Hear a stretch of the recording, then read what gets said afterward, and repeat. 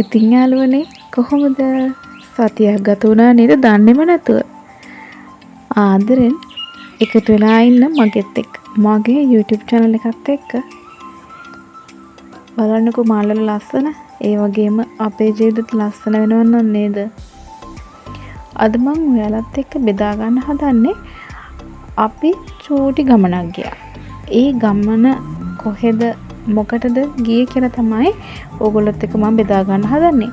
ඉතින් උදේ වැඩට ගිහින් එකට ඕෆ් වෙලා තමයි අම්මලත් එක්ක ගියේ. අපි ගියේ මීගමුවට. අම්මයි නංගි මගේ චූටි පුතයි නංගි බඳින්න ඉන්න යාගේ අම්මයි එක්ක.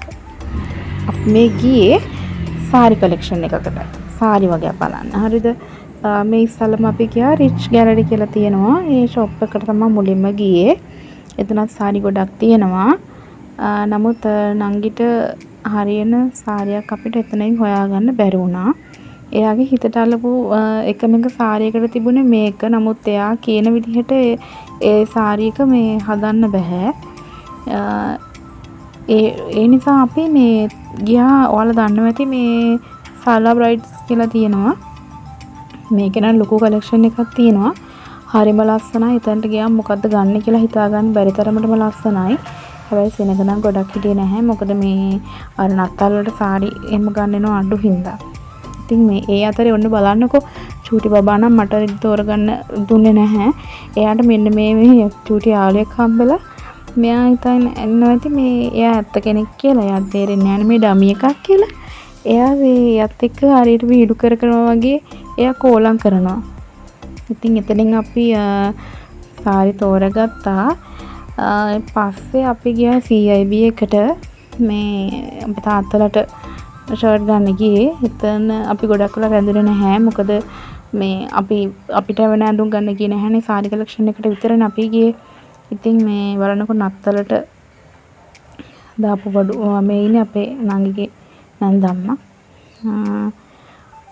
ලොකු කලෙක්ෂන් එකක් තියෙනවා මෙතන. හරිම ලස්සනයි ගිහින් බලන්න. පස්සේ අපි ඔන්න CIB එකකින් එළියට එනකොටම මේ තවත් යාළුවෙක් හම්බ වුණා. බලන්නකෝ කතා කරන්න නම් ගියේ. අශ්නික සිල්වක් කියලා ඔයාලා හැමෝම දන්නවා ඇති. අර ශිහාන් මිහිරංගගේ සින්දු කියන්නේ. ඊට පස්සේ ඉතින් අපි මේ එතන ෂොප් එකකට ගියා. ඒ ගිවෙලේ තමයි මේ ක්‍රිස්මස් ට්‍රී එකක් තිබුණා සරසලා.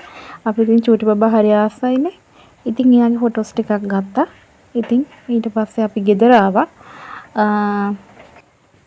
මොකද මේ ගොඩක් රෑ වෙනකන් හිටියොත් සෙනග ඉන්න හින්දා හරි අමාරුයි. ගොඩක් සෙනග ඉන්නවා. මීගමුවට මේ දවස්වල යනවා නම් මේ ඉතින් හින්ද බස් එකේ තමයි අපි ගියේ.